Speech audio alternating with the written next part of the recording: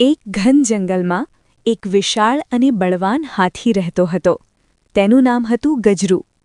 ગજરૂ ખૂબ શક્તિશાળી હતો, પણ તેને પોતાની તાકાતનો ખૂબ ગર્વ હતો.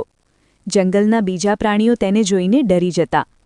ગજરૂ જ્યારે ચાલતો ત્યારે જમીન ધ્રુજી ઉઠતી. ગજરૂ રોજ નદી પર પાણી પીવા જતો. રસ્તામાં નાના પ્રાણીઓ હોય તો તેમને રસ્તા પરથી હટાવી દેતો. એક દિવસ એક નાનકડો ઉંદર તેની સામે આવ્યો. ઉંદરે કહ્યું, હાથીભાઈ, ધીમે ચાલો ને, હું નાનો છું, મને ઈજા થશે. ગજરૂ હસ્યો અને બોલ્યો, તું મને શીખવશે?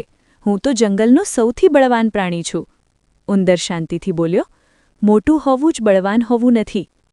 હાથીએ તેની વાતને અવગણાવી અને આગળ ચાલી ગયો. એક દિવસ જંગલમાં એક શિકારી આવ્યો.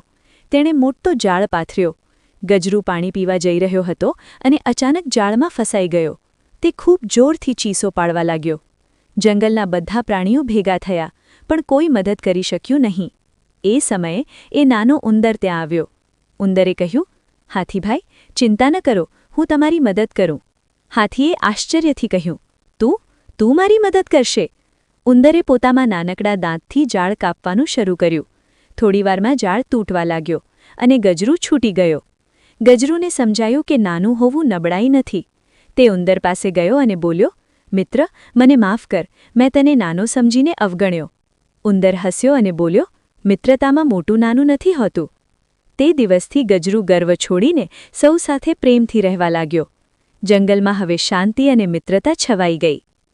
કોઈને નાનું સમજીને અવગણવું નહીં. દરેક વ્યક્તિમાં કંઈક ખાસ હોય છે. મિત્રતા અને વિનમ્રતા સૌથી મોટી શક્તિ છે.